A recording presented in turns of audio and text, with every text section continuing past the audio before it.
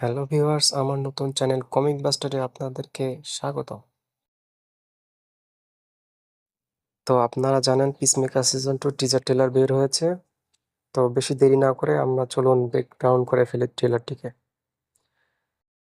তো গাইস, সবার আগে ট্রেলারে যেটা দেখানো হয়েছে সেটা হচ্ছে শন গানের ম্যাক্সওয়েল লর্ডকে, এবং তারা দেখা যাচ্ছে যে কয়েকজন মিলে গাই গার্ডেনার এবং হক গার্ল মিলে একটা টিম গঠন করার চেষ্টা করতেছে, যার জন্য পিসমেকারও এসেছে এখানে ইন্টারভিউ দেওয়ার জন্য।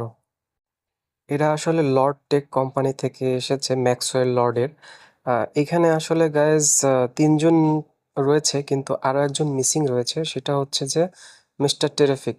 মিস্টার টেরিফিক আসলে তাদেরই দলের একজন সদস্য ছিল, কিন্তু পরবর্তীতে হতে পারে জাস্টিস গ্যাং ছেড়ে দিয়ে পরবর্তীতে সুপারম্যানের সঙ্গে টিম আপ করে।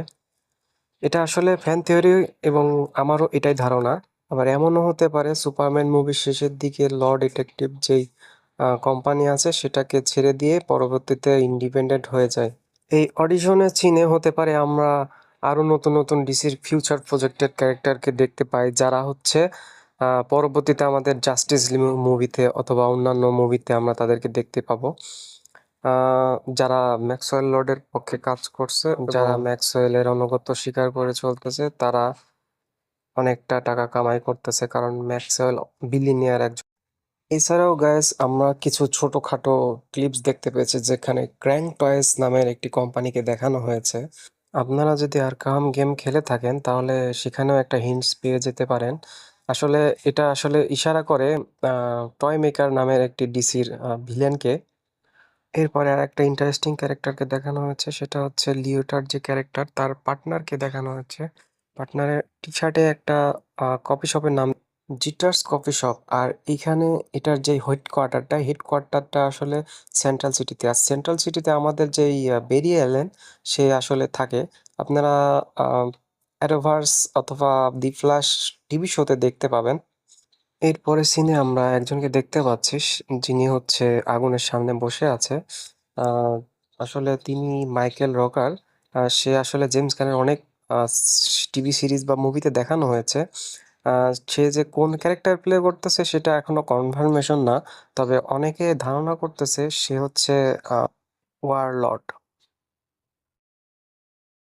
এরপরের ক্লিপে আমরা দেখতে পাচ্ছি আরগাসকে। আরগাস হচ্ছে একটি টিমের নাম, যেটার প্রধান লিডার হিসেবে আছে রিক ফ্ল্যাক্স সিনিয়র। আর রিক ফ্ল্যাক্স সিনিয়র হচ্ছে এর প্রধান, কিন্তু তার একটি ছেলে ছিল, আমরা যেটা পিসমেকার সিজন 1-এ দেখতে পেয়েছি। তার নাম ছিল রিক ফ্ল্যাগ জুনিয়র সিনিয়র। তার ছেলে হত্যার প্রতিশোধ নেওয়ার জন্য পার্সোনালি ভাবে কেসটাকে হ্যান্ডেল করতেছে। এরপরে সবথেকে যে ইন্টারেস্টিং পার্ট ছিল পিসমেকারের সিজন 4 লাস্টের দিকে এই সিনটা। এখানে দেখা যাচ্ছে দুইটা জন সিনাকে, আই মিন পিসমেকারকে।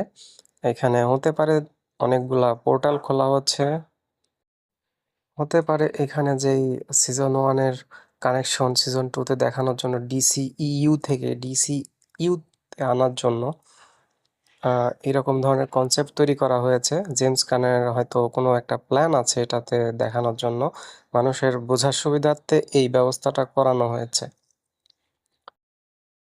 এটা এখনো পুরোপুরি ক্লিয়ার না জেমস গান কোন প্ল্যানটা করে রেখেছেন, তবে হতে পারে এখানে মাল্টিভার্সাল কোনো কনসেপ্ট দেখানো হয়েছে, যার মাধ্যমে আমরা পুরোপুরি অডিয়েন্স ক্লিয়ার হতে পারি যে সিজন 1-এর সাথে সিজন 2-র কানেকশনটা কিভাবে হয়েছে। আর গাইস, এই পিসমেকার সিজন 2টা সুপারম্যান মুভির পরের পার্ট হবে।